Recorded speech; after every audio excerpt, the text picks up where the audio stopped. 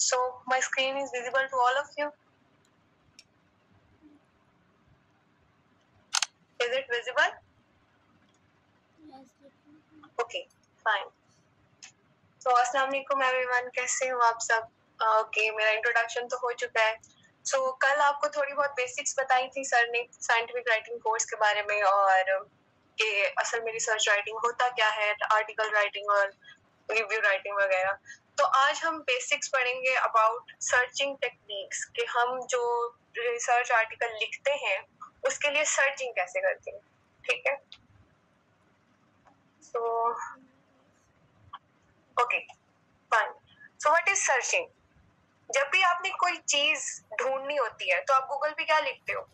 Obviously उससे related कोई keywords लिखोगे. For example if you have to search the song, तो आप उसका सॉन्ग का नेम लिखते हो. इवन आपके कुछ वर्ड्स आपके दिमाग में होते हैं. फॉर एग्जांपल दिल आ गया, कोई तुम हो, इस तरह के कुछ कीवर्ड्स आपके दिमाग में होते हैं आपके सॉन्ग से रिलेटेड, जो आप गूगल पे लिखते हो और वो आपको रेलेवेंट सॉन्ग सर्च करके देता है. ऐसे ही होता है. तो इसी तरह आर्टिकल सर्चिंग में भी होता है कि एक तो आपके पास रेफरेंसेस होते हैं, आपको आपके टाइटल का पता होता है, आपको आर्टिकल के ऑथर का नाम पता होता है, तो आप उस तरीके से सर्च करते हो कि गूगल पे जाते हो, अपने आर्टिकल का नेम लिख देते हो तो आपके पास आर्टिकल आ जाता है. आपको किसी बुक का डेटा चाहिए तो आप बुक का नेम लिख देते हो तो आपको बुक नजर आ जाती है. इसी तरीके से अगर आपको बुक का नेम नहीं पता तो आप ऑथर का नाम लिख देते हो, या फर्स्ट नेम लिख देते हो, लास्ट नेम लिख देते हो. तो उस तरीके से भी आपके पास आर्टिकल भी आ जाता है और बुक भी अगर ढूंढनी हो तो वो भी आ जाती है. ऐसे ही होता है. लेकिन अगर आपके पास कोई रेफरेंस हो ही ना, आपको पूरा टाइटल का नेम ना पता हो आर्टिकल का. फॉर एग्जाम्पल अगर मैंने हेड एंड नेक कैंसर पे काम किया पाकिस्तानी पॉपुलेशन, और इससे पहले डाटा है ही नहीं मौजूद. ऑब्वियसली अगर आप कोई काम करते हो तो वो नॉवल होता है, उस पर पहले काम नहीं किया होता. ऐसे ही होता है ना. तो आपके पास रेफरेंसेस नहीं है, but you have keywords. Keywords है ना. For example I am telling you कि मैंने हेड एंड नेक कैंसर पे काम करना है पाकिस्तान में, तो मेरे पास कीवर्ड्स क्या है? Head and neck cancer, Pakistan, keywords है. ठीक है. तो मुझे नहीं जरूरत कि मैं पूरा का पूरा आर्टिकल का अपने आर्टिकल का नाम ऊपर लिख दूं. मैं कोई भी कीवर्ड यूज कर सकती हूँ और मुझे गूगल जो है वो उससे रिलेटेड डाटा सर्च करके दे दे. ठीक है. So what are these keywords? होते क्या है? These keywords help you to attain your relevant data. So searching is all about your proper use of keywords. आपको keywords पता होने चाहिए तभी आप searching कर सकते हो. ठीक है. It helps your search engine. कौन से search engine? आपके पास PubMed है, Google Scholar है, Elsevier है, Web of Science है. तो इन सर्च इंजन के भी हेल्प करता है कि आपको रेलेवेंट डाटा तक पहुंचा सके. सिमिलरली अदर रिसर्चर भी आपके जो है काम तक जल्दी पहुंच सकते हैं. फॉर एग्जांपल अगर आप अपने आपने कोई टाइटल टॉपिक लिखा है, उसके एब्स्ट्रैक्ट के नीचे आप अपने कीवर्ड्स डालते हैं ना. जब भी आपने कोई काम करना है तो आप पहले एब्स्ट्रैक्ट लिखते हो, उसके नीचे कीवर्ड लिखते हो. कीवर्ड्स लिखते क्यों? ताकि बाकी ऑथर्स, बाकी जो रिसर्चर्स हैं, अगर उन्हें कोई रेलेवेंट डाटा चाहिए तो वो कीवर्ड लिखे और आपका आर्टिकल उनके सामने पहले आ जाए. ठीक है. अब वो कीवर्ड्स लिखने के कुछ टिप्स और ट्रिक्स हैं. For example it should be relevant to your work और फील्ड. अगर आप कैंसर से पे काम कर रहे हो तो उससे रिलेटेड कीवर्ड्स यूज करने हैं. ठीक है. ऐसे नहीं करना कि भाई हार्ट का नाम लिख दो, किडनी का नाम लिख दो. You should be relevant to your topic. Keywords should be relevant. these should be easily accessible. इसका मतलब क्या है? they should be strong. हर बंदा वो वर्ड्स यूज करता हो. ठीक है. हर लेमैन को उस चीज का पता हो. फॉर एग्जाम्पल आप ब्लड कैंसर पे काम कर रहे हो, ठीक है, आप ल्यूकेमिया भी लिख सकते हो, ब्लड कैंसर भी लिख सकते हो, पर कौन सा प्रेफर करोगे? वो जो सबके लिए एक्सेसिबल हो. ठीक है. ल्यूकेमिया कुछ साइंटिफिक लोगों को पता होता है, सबको नहीं पता होता, लेमैन को नहीं पता होता, लेकिन ब्लड कैंसर हर बंदे को पता होता है. ऐसा ही होता है. So these keywords should be easily accessible. अगली बात कि this should be specific instead of general. ऐसे नहीं लिखना कि अगर आप कैंसर पे काम कर रहे हो तो आप सिर्फ कैंसर लिखो.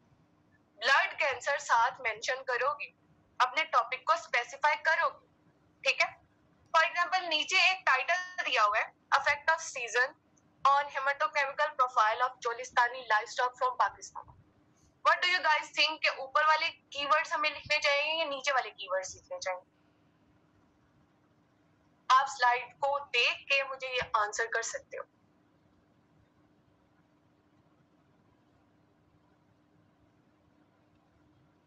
एनीवन?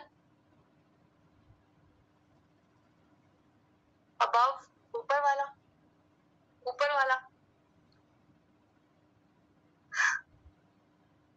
फर्स्ट, ओके, अबव, ठीक है। देखते हैं, आपको ये फोर्थ पॉइंट नजर आ रहा है? What is this? कि आपके कीवर्ड डिफरेंट होने चाहिए from those words that are present in your title, ठीक है? फॉर एग्जाम्पल, यहाँ लिखा हुआ है चोलिस्तानी लाइव स्टॉक। कोई अमेरिका का बंदा बैठा है, उसे क्या पता चोलिस्तान क्या है, ठीक है? वो तो सर्च करेगा इंडिजिनस कैटल, कैटल का वर्ड यूज करेगा, ठीक है? तो आप अपने टाइटल की, अपने आर्टिकल की एक्सेसिबिलिटी बढ़ाने के लिए अपने कीवर्ड्स को चूज करते हैं। अब हेमेटोकेमिकल प्रोफाइल ऑलरेडी आ चुका है, कोई बंदा हेमेटोकेमिकल प्रोफाइल सर्च करेगा तो आपका टाइटल, आपका आर्टिकल आ जाएगा। लेकिन अगर आप उसी का सिनोनिम लिख दो ब्लड प्रोफाइलिंग, तो आपकी एक्सेसिबिलिटी बढ़ जाएगी ऑब्वियसली, कि कोई बंदा ब्लड प्रोफाइलिंग भी तो लिख सकता है, ठीक है? तो आपके जो कीवर्ड्स हैं वो रेलेवेंट तो होने चाहिए, लेकिन वो नहीं होने चाहिए जो आपके टाइटल में प्रेजेंट, ठीक है? Except for the techniques, for example PCR है, वो तो पीसीआर ही रहेगा, उसका तो कोई सिनोनिम नहीं है, ठीक है? वो हम नहीं चेंज कर सकते।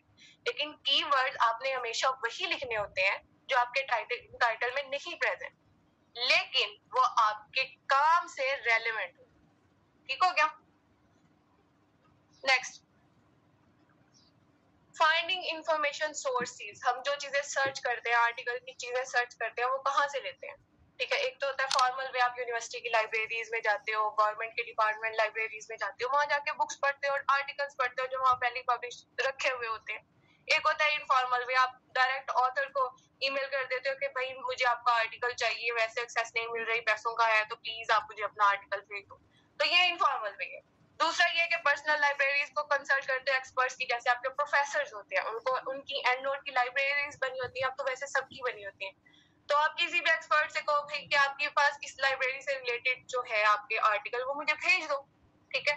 आपको इजीली एक्सेसिबल है। तीसरा, आपके दोस्त, सेम टॉपिक हो आपका और आप उन्हें, आपके पास डाटा सर्च करने का टाइम नहीं है, या आपको नहीं मिल रहा, या आपके पास रेलेवेंट डाटा बहुत कम है, कुछ भी, तो अपने दोस्तों से कह दो, ठीक है कि आपने इस पे काम किया है, तो आप मुझे ये आर्टिकल्स भेज दो, ठीक है?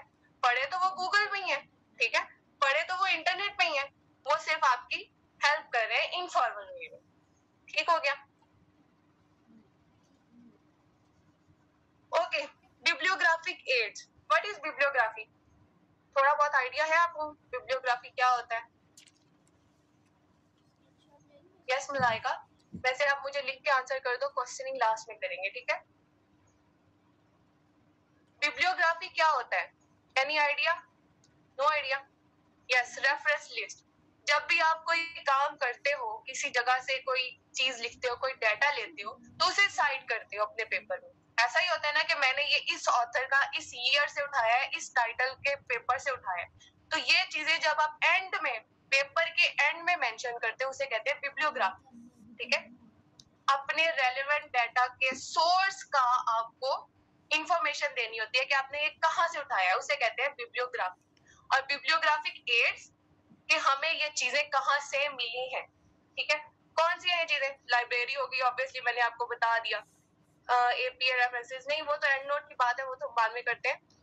जैसे लाइब्रेरीज का मैंने आपको बता दिया, एक्सपर्ट से लेते हो, या किसी लाइब्रेरी से, किसी जर्नल से जाके देख लेते हो, किसी डेटाबेस से, लाइब्रेरी से, जहां से जो चीज उठाओगे आप उसका रेफरेंस डालोगे, ठीक है?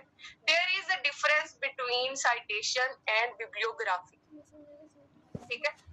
रेफरेंसेस जो एट द एंड लिखते हो आप, जिसमें आप पूरी डिटेल देते हो, ऑथर की, टाइटल की, ईयर, जर्नल, एवरीथिंग, वो आपकी बिब्लियोग्राफी है। लेकिन आप जो साइट करते हो पेपर में, इंडेक्स साइटेशन, जो आप टेक्स्ट के अंदर करते हो, कि सिर्फ और सिर्फ ऑथर का, फर्स्ट ऑथर का नेम लिखते हो और साथ में ईयर मेंशन कर देते हो, ठीक है? वो आपकी इंडेक्स साइटेशन होती है। यस, ठीक हो गया?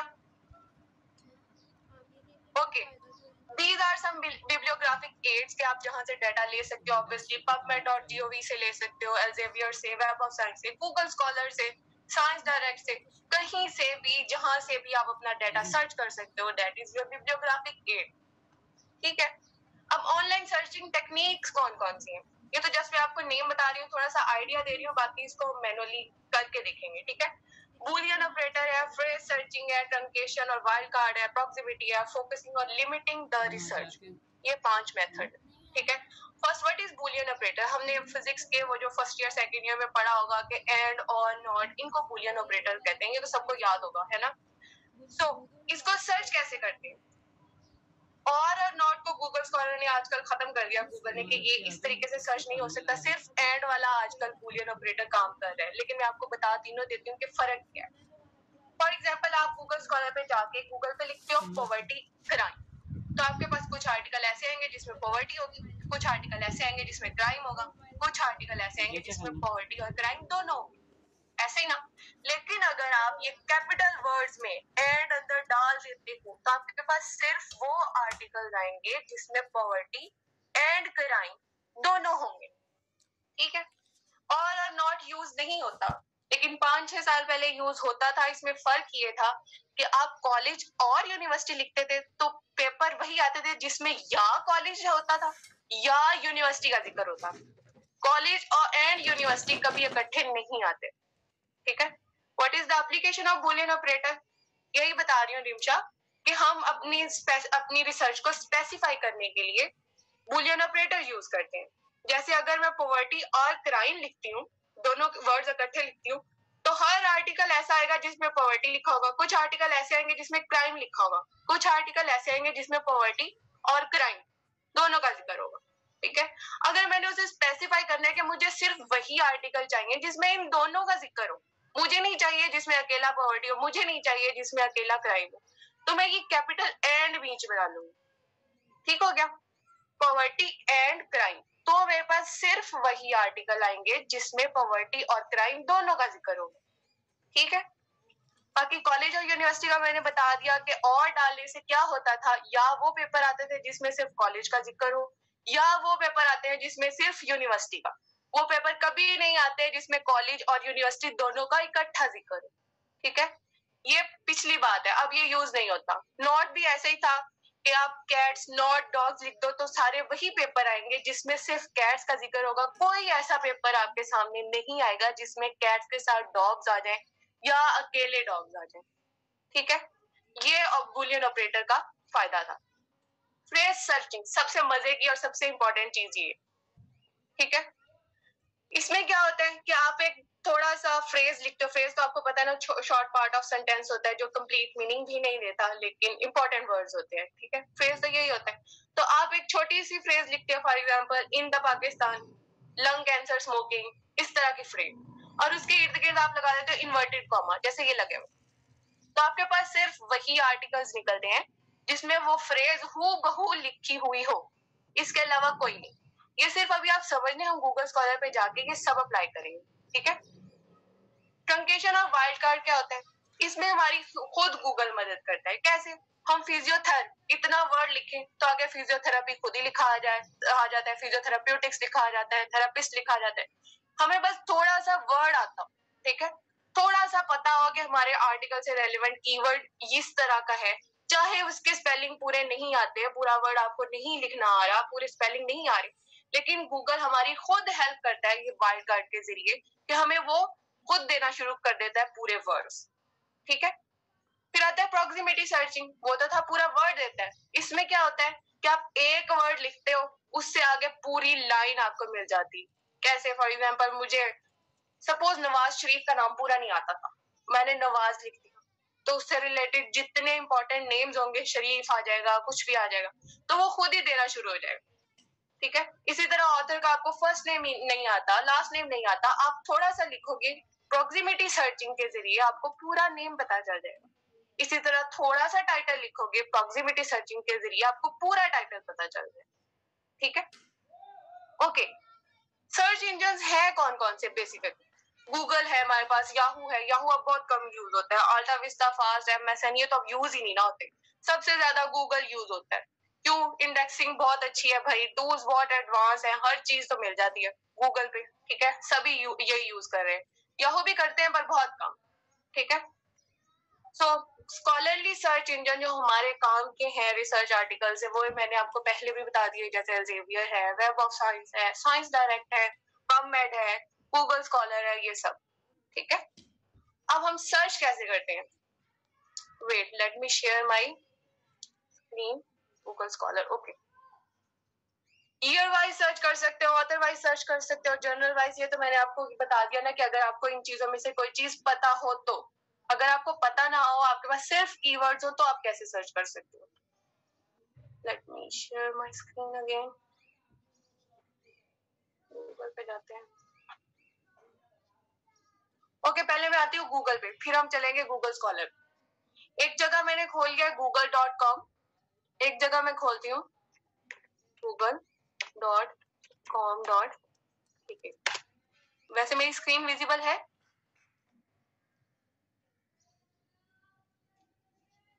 ओके फाइन, ठीक है।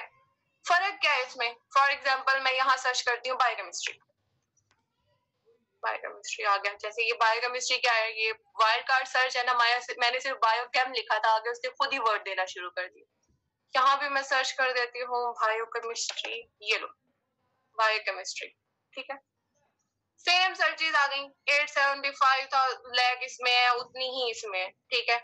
लेकिन इसमें फर्क क्या है? ये जो आप पाकिस्तान का सर्च करते हैं ना .pk, हर कंट्री का अपना जैसे होता है, पाकिस्तान का भी अपना है। तो इसके जो टूल्स है ना, इसमें आप एनी कंट्री की जगह पाकिस्तान लिख सकते हो कि मुझे बायोकेमिस्ट्री का डाटा चाहिए लेकिन अपने कंट्री से रिलेटेड। बहुत सारी अवाम ऐसी होती है, आपको ये पता है कि जब भी हम आर्टिकल लिखते हैं तो पहले दुनिया का डाटा प्रोवाइड करते हैं, फिर अपने मुल्क की बात करते हैं, तभी तो डाटा की इंपॉर्टेंस बढ़ती है, आपके आर्टिकल की इंपॉर्टेंस बढ़ती है कि मेरे मुल्क में ये मसला है भाई, इसलिए मुझे ये आर्टिकल लिखना है, ठीक है। तो आपको कभी ऐसा, बहुत सारे लोग होते हैं वो कहते हैं भाई हमें अपने कंट्री का डाटा नहीं मिलता, लेकिन अगर आप ये इंटरनेशनल गूगल पे जाओ तो इस टूल्स में यहाँ किसी कंट्री का नाम नहीं आता। अगेन ओके, मैंने आपको बताया गूगल दो तरह के हैं, एक इंटरनेशनल और एक हमारे कंट्री का। हमारे कंट्री का नहीं, हर कंट्री का होता है, ठीक है। हमारा कंट्री है पाकिस्तान, तो हम .pk लिख देते हैं तो हमारे कंट्री का आ जाता है। अब इसमें यहाँ टूल्स लिखे हुए हैं, नजर आ रहे हैं? टूल्स नजर आ रहे हैं, ये ऑप्शन, ओके। क्या है कि अगर हम इन टूल्स को क्लिक करते हैं तो यहाँ एनी कंट्री का वर्ड आता है जिसमें हम पाकिस्तान सिलेक्ट कर सकते हैं।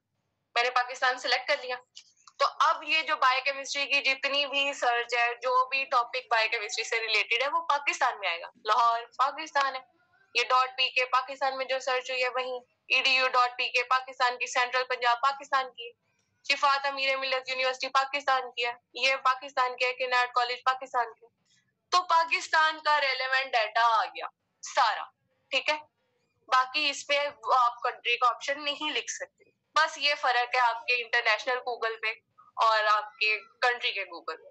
बाकी सारे ऑप्शन सेम है, वो हम एक एक करके देख लेते हैं, ठीक है।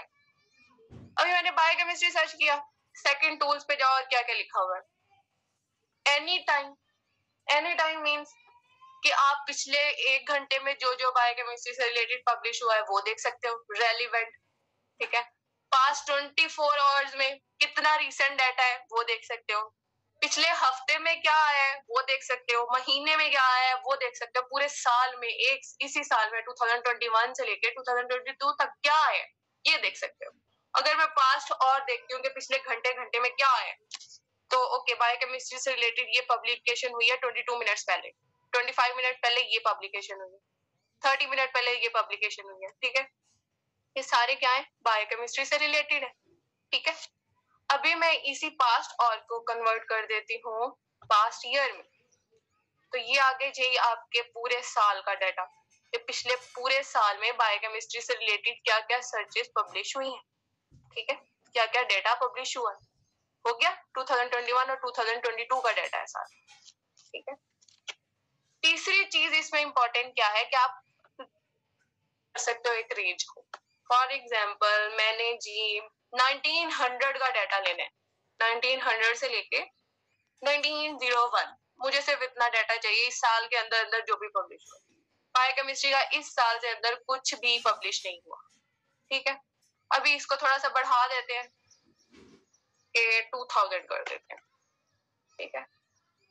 ओके, इस सदी में आपके पास 1993 देखो आ गया, इस सदी में आपके पास 1996 में बायोकेमिस्ट्री से रिलेटेड डाटा है, 1990 में है, 2000 में है, 1994 में है। तो इस तरह आप अपनी सर्च को स्पेसिफाई कर सकते हो, ठीक हो गया। अब चलते हैं बुक्स की तरफ।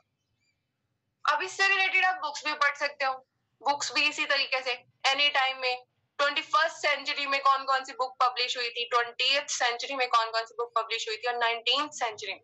तो आप इसमें से कोई भी बुक पढ़ सकते हो किसी भी सदी। बाकी एनी डॉक्यूमेंट पे जाओ तो उससे रिलेटेड बुक्स भी आ जाएंगी, न्यूज़पेपर्स भी आ जाएंगे, मैगजीन्स भी आ जाएंगी कि बायोकेमिस्ट्री का जो न्यूज़पेपर है 1987 का वो भी है, 1957 का, हमने 1900 से 2000 की सदी की हुई थी, तो उससे रिलेटेड सारे जो है न्यूज़पेपर जब के पब्लिश हुए हैं केमिस्ट्री से रिलेटेड वो आ गए, ठीक है। उसके बाद एनी व्यू में एक होता है प्रीव्यू, एक होता है फुल व्यू। डिफरेंस क्या है? प्रीव्यू में आपको सिर्फ ये बताते हैं कि आपकी पूरी बुक में क्या है, इट्स लाइक अ प्रीफेस, ठीक है, समरी। और फुल व्यू में आपको पूरी बुक मिल जाती, ठीक है, आप इसमें से कुछ भी रीड कर सकते हो। फिर आते हैं वीडियोस पर, ओके। वीडियोस पे क्या, इसमें एक ऑप्शन है, टूल्स में जाओ, एनी ड्यूरेशन। आपके पास 4 मिनट है, 5 मिनट है, आपने एक वीडियो देख के कोई टॉपिक समझना है, बट यू कांट सर्च के भाई 20 मिनट से ऊपर भी जा रही है, कोई 40 मिनट की है, कोई इतने मिनट की है, पर मेरे पास सिर्फ 4 या 5 मिनट है, तो मुझे सिर्फ उतनी वीडियो चाहिए। तो मैं इस शॉर्ट पे क्लिक करूंगी तो सिर्फ वो वीडियोस आएंगी जो 4 मिनट से छोटी होंगी, ठीक है, सारी बायोकेमिस्ट्री से रिलेटेड। अब आगे भी उसने स्पेसिफाई कर दिया है कि आपको बायोकेमिस्ट्री में क्या चाहिए, कार्बोहाइड्रेट्स चाहिए, लिपिड्स चाहिए, प्रोटीन चाहिए, एंजाइम चाहिए, क्या चाहिए, ठीक है। गूगल भी स्पेसिफाई आपको और करके बता रहा है कि आपको इसमें से बायोकेमिस्ट्री किसकी देखनी है, ठीक है। दूसरा, एनी टाइम वही बात के पिछले 24 घंटे में कोई आई है वीडियो न्यू, कोई हफ्ते में आई है, कोई महीने में आई है, साल में आई है, कोई सदी में आई है, ये आप सर्च कर सकते हो। फिर क्वालिटी देख सकते हो, हाई क्वालिटी है, लो क्वालिटी, ठीक है। फिर ये वीडियोस ऐसी जिनके अंदर कैप्शंस आते हैं, कुछ वीडियोस होती हैं जिनमें कैप्शंस नहीं भी आते, तो आपको वो सारी वीडियोस चाहिए या सिर्फ वही चाहिए जिसमें कैप्शंस भी साथ आए, आप वो भी सर्च कर सकते हो, ठीक है। फिर एनी सोर्स, आपको यूट्यूब से ही देखना है, आपको किसी और कंट्री के वेबसाइट से देखना है, तो ये आप यहाँ से सर्च कर सकते हो, ठीक हो गया। फिर चलते हैं इमेजेस पर। इमेजेस की भी काफी मजे की चीज है।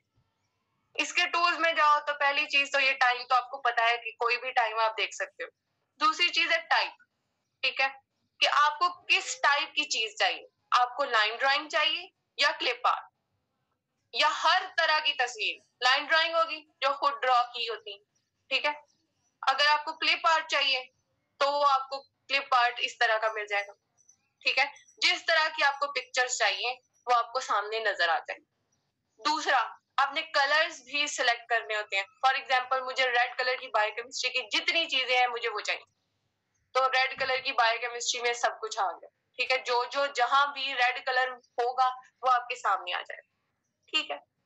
भाई मुझे रेड कलर नहीं, मुझे पर्पल कलर का अपना आर्टिकल का सेम सैंपल सब कुछ रखना है, तो मुझे सब पर्पल कलर की चीजें चाहिए, तो मैं पर्पल कलर देती हूँ, तो हर चीज पर्पल कलर में आ जाती है, ठीक है। फॉर एग्जाम्पल, चलो मैं पाकिस्तान में किसी चीज की एग्जाम्पल देती हूँ कि आपने एक मैप डालना है, ठीक है, लाहौर मैप। अब वो मैप, ये टूल्स में जाते हैं, ठीक है, मुझे मैप चाहिए भाई रेड कलर का, तो लाहौर का जो मैप जहां रेड कलर का होगा वो सामने आ गया, ठीक है। अगर मुझे मैप चाहिए ये ब्लैक कलर का, तो ब्लैक आ गया, ठीक है, पर्पल सॉरी, ये ब्लैक कलर का चाहिए तो ये आपके पास ब्लैक आ जाता है। अगर आपको ब्लैक एंड व्हाइट चाहिए तो ये आपके पास ब्लैक एंड व्हाइट आ जाता है, ठीक है। इस तरह आप कलर्स देख सकते हो। दूसरी चीज ये आखिरी, क्या आप इसका साइज सिलेक्ट कर सकते हो। साइज कैसे, क्या आप हमेशा जब भी कोई चीज सेव करते हो तो उसका साइज लार्ज रखते हो, ठीक है। क्यों? क्योंकि लार्ज साइज की पिक्चर्स को आप जितना भी बड़ा करोगे उसके पिक्सल्स खराब नहीं होंगे, ठीक है, आप उसे कहीं भी सेव करोगे, उसे जितना बड़ा करोगे उसके पिक्सल्स खराब नहीं होंगे। अब यहाँ से बड़ी नहीं हो रही, ठीक है, okay.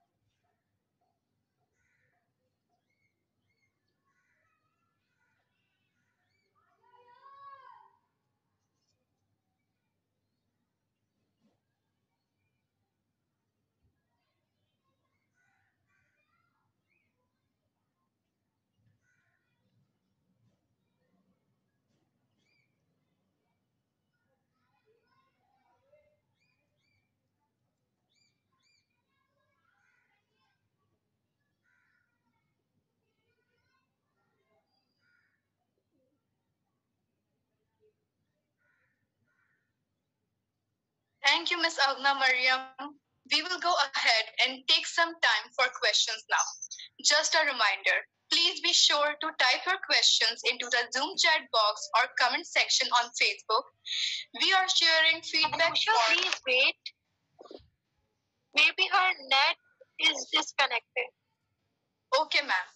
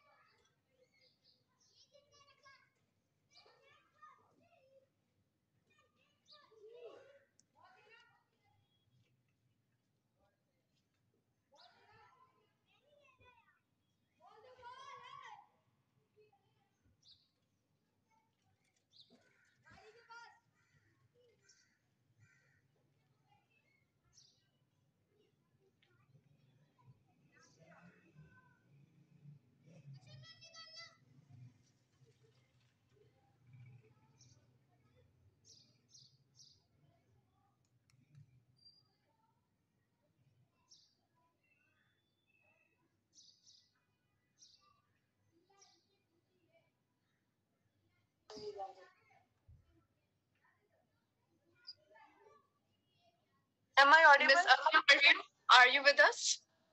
Yes, I am here. I'm sorry, मेरा इंटरनेट आई गेस डिस्कनेक्ट हो गया था। No problem. You can continue.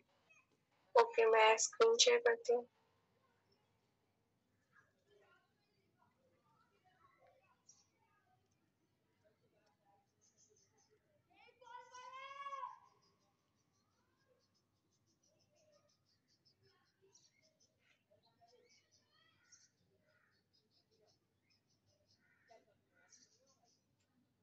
मेरी स्क्रीन विजिबल है सबको? Is it visible? Okay fine. Okay, हम गूगल स्कॉलर देख रहे थे। इस पे हम अप्लाई करते हैं अपनी सारी सर्चिंग टेक्निक्स। पहले मैं कोई स्टेटमेंट लिखती हूँ, for example lung cancer is caused by smoking। ठीक है, ये मैंने सर्च कर लिया। अब इससे रिलेटेड 10,50,000 सर्चेज आई हैं। ठीक है, अभी मैंने आपको एक बताई थी फ्रेज सर्चिंग, उसमें हम इन्वर्टेड कॉमा लगा देते हैं और सिर्फ वो आर्टिकल सामने आएंगे जिसमें ये फ्रेज होगा, ठीक है। और मैं यूं करके सर्च करती हूँ तो मेरे पास 195 आर्टिकल्स आए। क्यों? क्योंकि सिर्फ उन्हीं आर्टिकल्स में ये फ्रेज पूरा का पूरा प्रेजेंट है, ठीक है। अब समझ आए कि हम अपनी सर्च को कैसे उससे फ्रेज सर्चिंग से स्पेसिफाई कर लेते हैं। इसी तरीके से हमारी ट्रंकेटेड सर्चिंग और वाइल्ड कार्ड थी कि अब मैंने यहाँ लिखा है कि लंग कैंसर, तो lung cancer patient, lung cancer cell, lung carcinoma, lung capacity, जो भी उससे रेलिवेंट वर्ड था वो मुझे गूगल आके खुद ही बता रहा है, गूगल स्कॉलर, कि आपने इसमें से क्या लेना, ठीक है। और इसी तरह अगर मैंने कोई स्पेलिंग, जैसे मैंने फिजियोथेरेपी वहां बताया था, तो मैं फिजियो लिखती हूँ, फिजियोलॉजी आ गया, फिजियोथेरेपी आ गया, फिजियोलॉजिकल आ गया, ठीक है। उससे रिलेटेड कोई भी वर्ड जो भी आपको चाहिए हो वो आप यहाँ से ढूंढ सकते हो, ठीक है।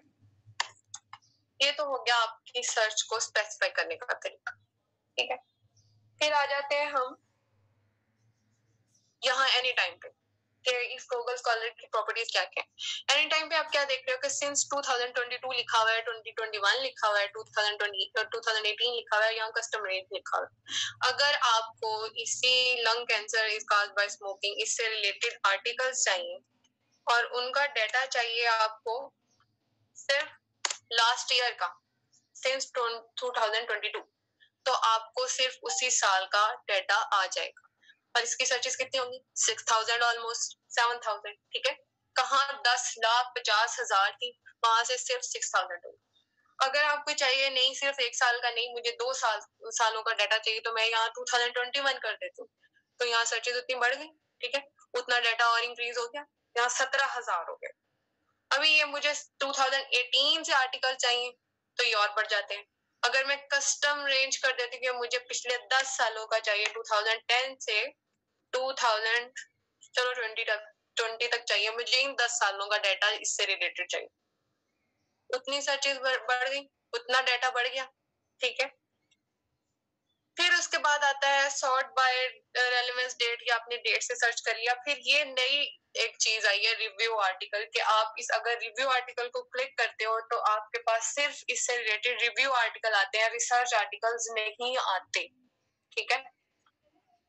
लेकिन अभी ये इतना काम नहीं करता, मेरे ख्याल से इसे आए हुए साल भी नहीं हुआ होगा, तो इसे जरा इतना एतमाद नहीं करना इस रिव्यू आर्टिकल वाले पॉइंट पे। मे भी आगे जाके काम करना शुरू कर दे साल के अंदर अंदर, ठीक है। फिर ये नीचे आया हुआ है क्रिएट अलर्ट, अलर्ट कैसे लगाते हैं, ठीक है। फॉर एग्जाम्पल आप किसी चीज पे काम कर रहे हो, अब आप रोज के रोज तो गूगल स्कॉलर खोलने से रहे कि भाई कोई नई रिसर्च हुई है जो अभी पब्लिश हुई है मेरे आर्टिकल से रिलेटेड, तो आप ये रोज तो नहीं देख सकते, ऑब्वियसली नहीं देख सकते, ठीक है। इतना टाइम किसी के पास भी नहीं होता कि रोज बैठ के लिटरेचर रिव्यू करना शुरू कर दे, ठीक है। फॉर एग्जाम्पल मेरा हेड एंड नेक कैंसर का टॉपिक है, ठीक है। मैं उसका अलर्ट लगा देती हूँ। कैसे?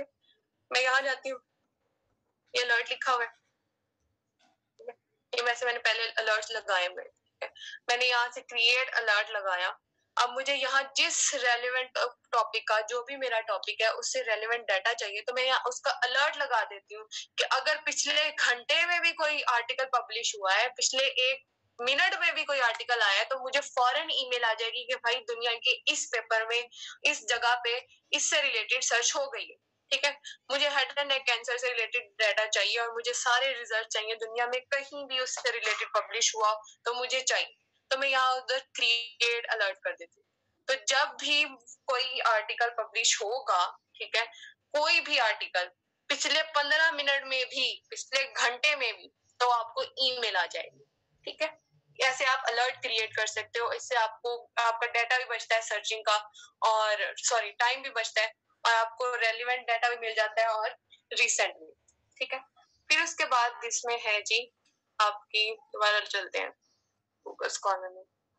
काफी दफा ऐसा होता है कि ना हम जब पेपर्स पढ़ रहे होते हैं ना, कोई आपको पेपर इंटरेस्टिंग लगता है तो आप कहते हो अच्छा मैंने ना ये पेपर बाद में पढ़ना है, अभी मेरे पास टाइम नहीं है, और अगली दफा जब आते हो वो पेपर आपको कभी नहीं मिला। वैसे मेरे साथ भी ऐसा बहुत दफा हुआ है कि मैंने एक आर्टिकल पढ़ना होता है तो थोड़ा सा पढ़ती हूँ, फिर बाकी कहती हूँ अच्छा इसे बाद में देखूंगी।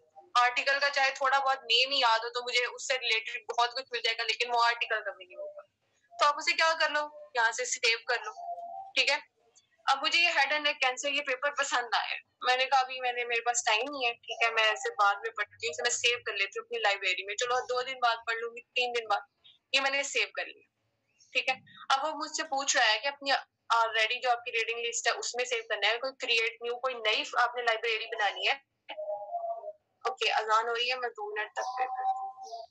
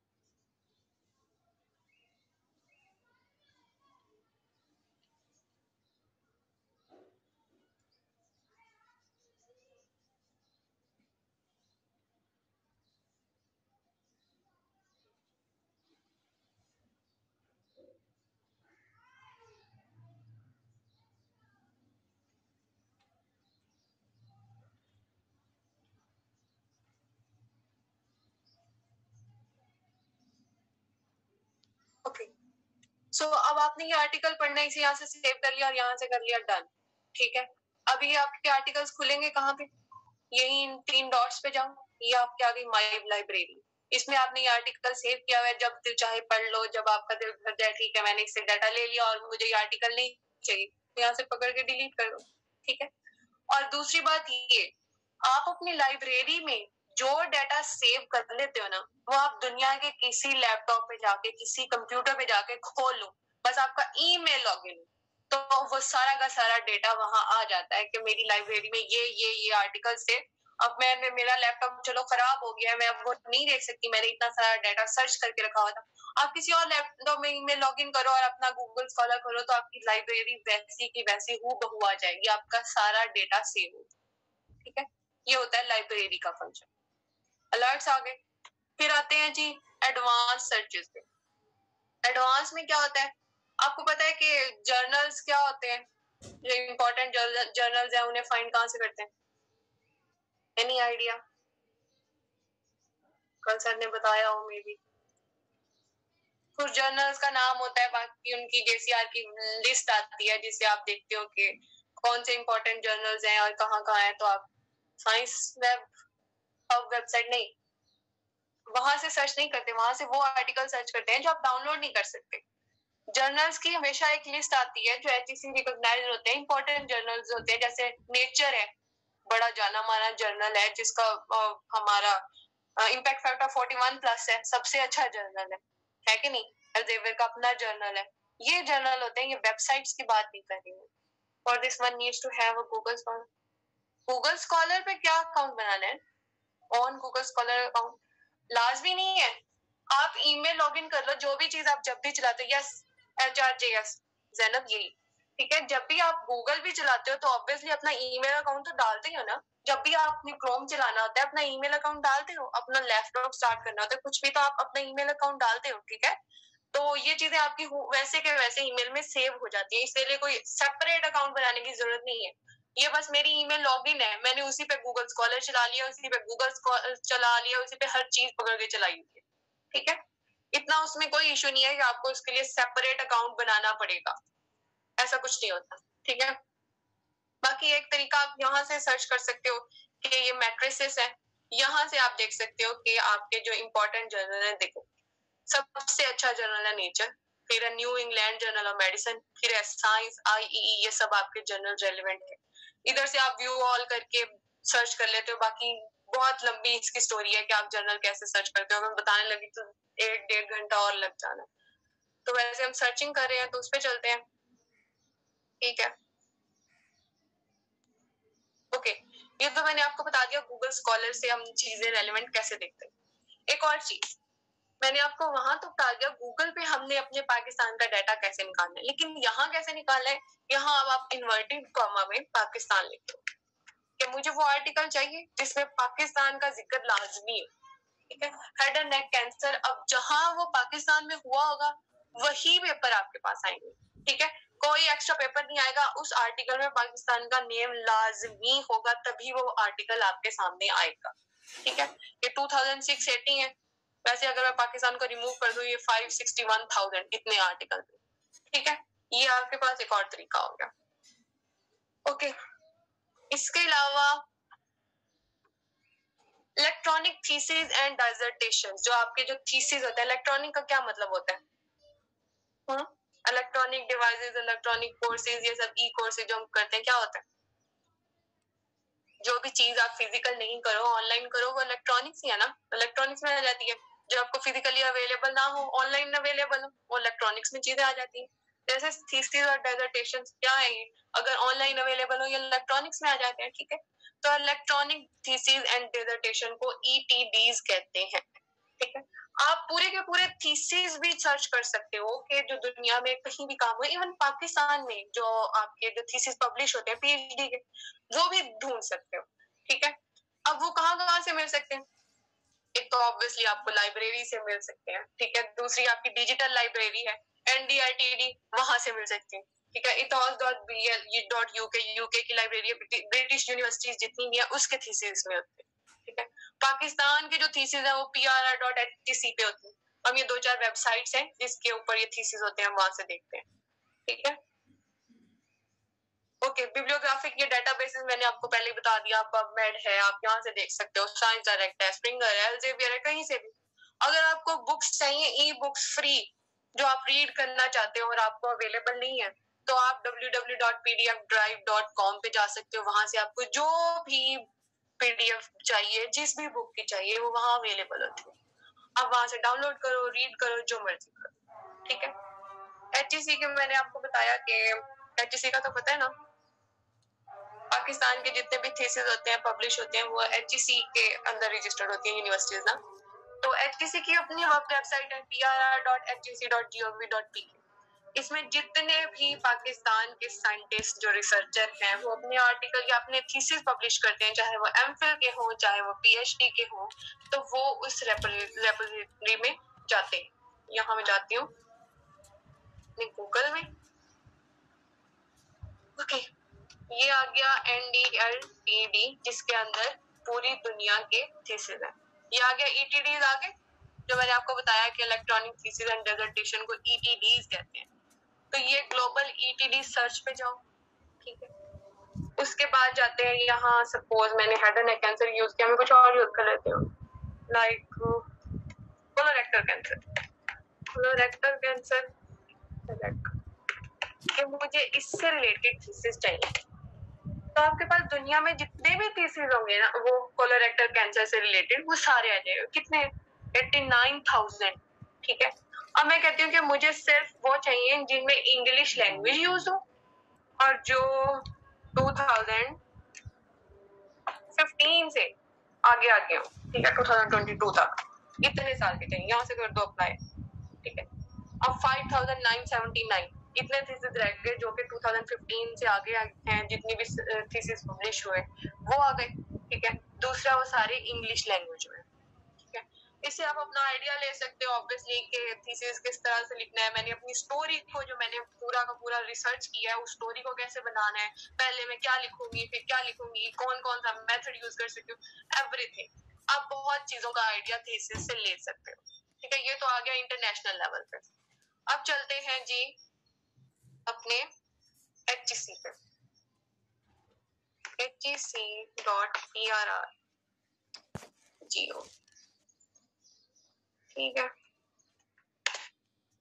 ये आ गया आपका PhD thesis of all public and private sector university, जितनी भी पाकिस्तान की हैं, उन सब यूनिवर्सिटीज।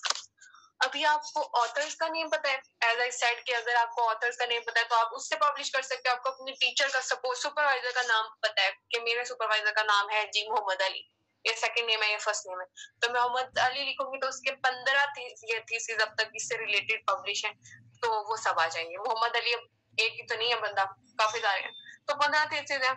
अमजद अली है, उसके 15 थीसिस है, 16 थीसिस है, ठीक है। इस तरीके से भी थीसिस देख सकते हो। दूसरा, आप यहाँ से सब्जेक्ट देख सकते हो। आपका सब्जेक्ट कौन सा? नेचुरल साइंस है, नेचुरल साइंस में 3,000 थीसिस है, उससे देख लो। बायोलॉजी है भाई 1100 थीसिस है, मैथ है, मैथ में भी 1175 थीसिस है। आप इस तरह से अब सब्जेक्ट वाइज भी देख सकते हो। और नहीं तो आपको थीसिस का पूरा टाइटल आता है तो यहाँ टाइटल लिख दो, ठीक है।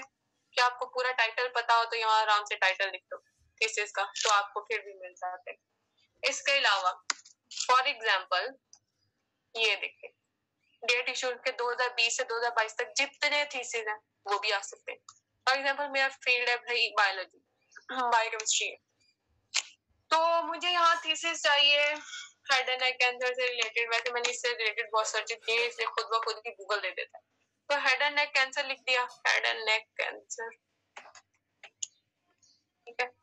तो उससे रिलेटेड आपके जो ये थीसिस पब्लिश हुए ना हर साल की, वो आ जाएंगे। अब ये नेचुरल साइंस में भी है, बायोकेमिस्ट्री में भी है, बायोटेक्नोलॉजी में है, माइक्रोबायोलॉजी में भी। तो अब मैं इसको रेलेवेंट करना है अपने सब्जेक्ट से, तो मैं यहाँ से कोई सब्जेक्ट भी चूज कर सकती हूँ। मॉलिक्यूलर बायोलॉजी चूज करूंगी तो सिर्फ 14 थीसिस आएंगे। तो बस अब मुझे नहीं चाहिए कि भाई स्पेसिफिकली इसी सब्जेक्ट में, मुझे बस ये चाहिए कि हेड एंड नेक कैंसर से रिलेटेड थीसिस। फिर उसके बाद यहाँ से आप डेट इशू कोई भी रिसेंट कर सकते हो, 2020 से 2021 तक ही चाहिए तो ये आपके वो 3 थीसिस आ गए जो पिछले साल में 2 साल में पब्लिश हो रहा, ठीक है। इस तरह आप डेट वाइज भी सर्च कर सकते हो, सब्जेक्ट वाइज भी। फिर ये देखें ऑथर वाइज भी, जो मैंने आपको पहले बताया था कि आपके पास रेफरेंस हो, आपको टाइटल भी पता हो, आपको ऑथर का नाम भी पता हो या आर्टिकल का नाम पता हो, तो ऑब्वियसली आप लिखोगे तो पूरा का पूरा आ जाएगा। लेकिन अगर आपको ऑथर का नेम नहीं पता तो आपको कीवर्ड्स तो थोड़े से पता होंगे ना। अगर कोई सॉन्ग सर्च करना है, कोई नात सर्च करनी है, मुस्तफा जाने से रहमत सपोज, तो मुस्तफा का वर्ड आता होगा, जाने वर्ड आता होगा, कोई वर्ड तो स्पेसिफिक आता होगा ना, कोई कीवर्ड जो रेलेवेंट हो आपके डाटा से, तो उससे आप सर्च कर सकते हो। फिर स्पेसिफाई करते जाओ आराम से, सब्जेक्ट निकाल लो, डेट निकाल लो, जैसे मर्जी, ठीक है। ये हो गई आपकी सर्चिंग टेक्निक्स, पीएचडी और से रिलेटेड, और एमफिल से रिलेटेड थीसिस कैसे निकालते हैं, दुनिया में जितने थीसिस हैं उन्हें कैसे निकालते हैं, पाकिस्तान के कैसे निकालते हैं, गूगल स्कॉलर्स को क्या उसका रोल है, क्या उसकी इम्पोर्टेंस है, क्या क्या उसमें इम्पोर्टेंट चीजें हैं वो भी, और गूगल सिंपल गूगल उसकी क्या इम्पोर्टेंस है, वो क्यों भाई इतना जाना माना है, उसमें क्या नई चीजें हैं, वो सारी भी पढ़ ली देख ली। ये 3-4 चीजें रह गई हैं। Okay, import into and note, ये तो साइटेशन जब आप देते हो, रेफरेंस देते हो, तो आप यहाँ से जो भी आर्टिकल साइट करते हो यहाँ से इंपोर्ट कर देते हो एंड नोट। अब इसका एक वैसे तो होना चाहिए कि सेपरेट पूरी चीज है कि एंड नोट आपको पूरा पढ़ाना चाहिए, सारी चीजें पता हो, तो इसलिए उसकी गहराई में नहीं जाते, लेकिन इन दोनों चीजों पे चले जाते हैं। सपोज आपको एक टॉपिक एक मिल गया है आपके डाटा से, आपके रेलेवेंट जो आप सर्च कर रहे हो ना, रिसर्च कर रहे हो, उससे रिलेटेड आपको एक आर्टिकल मिला है, ठीक है। मुझे सिर्फ सपोज ये वाला आर्टिकल मिला, इससे रिलेटेड कोई आर्टिकल नहीं मिल रहा। 2 तरीके हैं कि मैं अपने जो टॉपिक्स है ना उससे रेलेवेंट डाटा ढूंढ सकती हूँ। एक तो ये कि मैं इस आर्टिकल को खोलूं, इसके नीचे जो बिब्लियोग्राफी दी हुई है, रेफरेंसेस दिए हुए हैं, उन्हें जाके पढ़ूं, एक तो वो रेलेवेंट डाटा मिल गया। दूसरा ये कि यहाँ से रिलेटेड आर्टिकल्स खोलूं, तो हेड एंड नेक कैंसर से रिलेटेड हूबहू वैसे के वैसे आर्टिकल्स, तकरीबन उस जैसे आर्टिकल्स आपको यहाँ मिल जाएंगे। अब हर आर्टिकल के आगे भी रिलेटेड आर्टिकल लिखा हुआ है, तो मतलब उस आर्टिकल से आगे हम और रेलिवेंसी भी इकट्ठी कर सकते हैं। दूसरा ये कि एक जो आर्टिकल है वो किसी एक साइट पे अवेलेबल नहीं होता, काफी साइट्स पे अवेलेबल होता है। पर ऐसा होता है कि कई साइट्स पे हमसे डाउनलोड नहीं होता, कई साइट्स पे हमसे डाउनलोड हो सकता है। तो हम इसके सारे 11 के 11 वर्जन खोल के देख लेते हैं। तो चाइनीज वर्जन भी है भाई, ये इंग्लैंड का वर्जन है, ये भी इंग्लैंड के जर्नल में, तो ये मेडिकल ऑन्कोलॉजी इस जर्नल में है। डिफरेंट जर्नल में कुछ जर्नल अलाउ करते हैं कि भाई आप डाउनलोड कर लो, कुछ जर्नल अलाउ नहीं करते, तो आप यहाँ से ऑल वर्जन्स निकाल के वहां से डाउनलोड भी कर सकते हो। बाकी एक और चीज साइंस सबका तो आप सबको पता होगा कि जो आर्टिकल आपसे डाउनलोड ना हो रहा हो, फॉर एग्जाम्पल कोई अच्छा सा आर्टिकल लिखते हैं,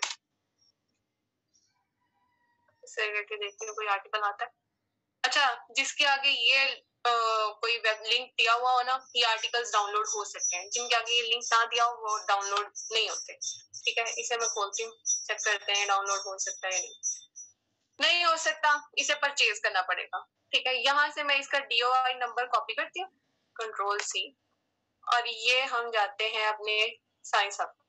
साइंस हब मैंने वैसे यहाँ स्टार करके लगाया हुआ है, लेकिन अगर आपको नहीं पता तो आप sci-sub.ren ये लिखोगे तो आपके पास ये खुल जाएगा, ठीक है।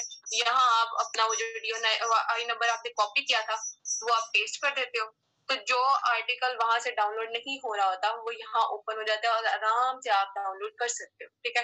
ये परचेज वाली खपत नहीं पड़ती आपको, ऑथर को ईमेल करनी नहीं पड़ती, ईमेल का इंतजार करो कब जाके आर्टिकल पढ़ो। तो इससे जो आसान तरीका है जो पाकिस्तानी लोग यूज कर सकें तो साइंस हब है, ठीक है। वहां से जो आर्टिकल आपसे डाउनलोड नहीं होता वो कर सकते हो आराम से, ठीक है। तो यहाँ खत्म करते हैं, ऑलरेडी मैंने आपका बहुत टाइम ले लिया। अगर किसी का कोई क्वेश्चन है तो वो मुझसे पूछ ले, कोई चीज समझ नहीं आई तो भी।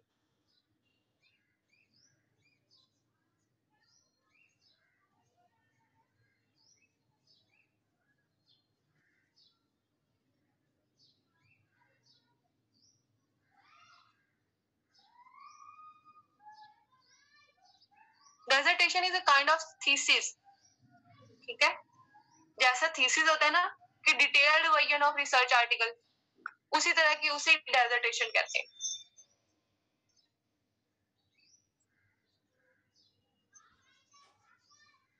Versions written below this article, versions का मतलब मैंने आपको बताया कि ये एक आर्टिकल जो है वो सिर्फ एक वेबसाइट पे अवेलेबल नहीं होता, ठीक है। 10 जगह पे अवेलेबल होता है, 10 साइट्स पे अवेलेबल होता है। तो आप किसी भी साइट पे जाओ, ठीक है, वहां से जाके ले लो। कई साइट्स अलाउ करती हैं कि भाई ठीक है आप आर्टिकल डाउनलोड कर लो, कई साइट्स है वो नहीं करती। जैसे आप अल्जेवियर या स्प्रिंगर इनके आर्टिकल्स डाउनलोड नहीं कर सकते ना, वो अलाउ ही नहीं करते, कहते हैं पैसे भरो और आर्टिकल लो। लेकिन कहीं और का आर्टिकल वो पड़ा ही होगा ना किसी और साइट पे, जब आप 10 जगहों पे देख रहे हो तो कहीं और से देख लो। और कोई question? Thank you, Miss Agna Mariam. And I have got some questions over here. Let me ask you from the students. Okay, so one question was that, wait a minute, just a bit. Okay, so image knowledge, which are you telling that is about for article publication? Yes, images ऐसा होता है ना कि कई metabolic pathways जब आप लिखते हो तो आपको नहीं मिलते। जब आप गूगल पे जाके इमेजेस सर्च करते हो ना तो उससे बहुत रेलेवेंट मेटाबॉलिक पाथवेज निकल आते हैं। और आप पूछ रहे हो कि यहाँ how to cite the source of an image, तो आपने ये लिखा है कि इमेज को कैसे साइट करते हो। तो पहली बात तो ये, अगर आपको कोई इमेज अच्छी लगी है तो आप हूबहू उठा के अपने आर्टिकल में नहीं डाल सकते, कभी भी नहीं। आप उससे अपना वो लेते हो आइडिया कि मैं किस तरह की इमेज खुद क्रिएट कर सकती हूँ, फिर आप उस तरह की इमेज क्रिएट करके नीचे रेफरेंस देते हो कि मैंने ये इमेज उस जगह से मॉडिफाई की है, ठीक है। अगर आपको हूबहू वही इमेज चाहिए तो फिर आप उस जर्नल को ईमेल करते हो या उस ऑथर को ईमेल करते हो कि मुझे आपकी इमेज अपने जर्नल में या अपने आर्टिकल में लिखनी है, साइट करनी है, डालनी है। तो अगर वो आपको अलाउ कर देता है तब आप डाल सकते हो, ठीक है, वैसे नहीं। वरना आसान तरीका ये है कि आप आइडिया लो, इमेज खुद क्रिएट करो, लेकिन आगे रेफरेंस दो कि आपने ये इमेज उस जगह से मॉडिफाई की है।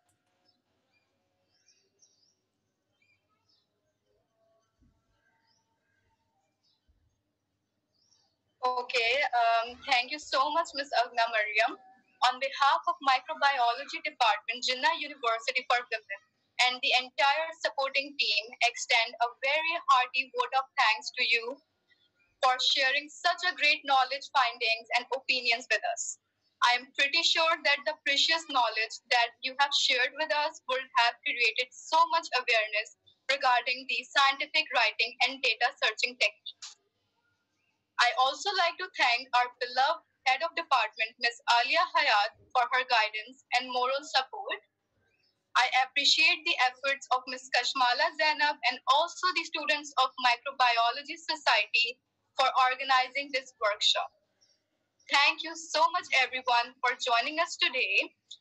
At last, but not the least, I'm very thankful to you again, Ms. Agna Mariam, faculty members, members of Microbiology Society, Without your continued support, we would never be able to put on these events.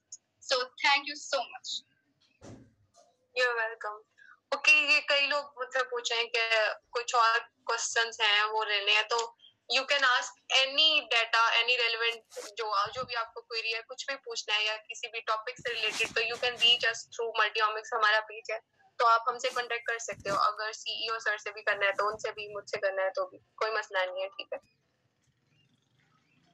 Okay, thank you so much for inviting us.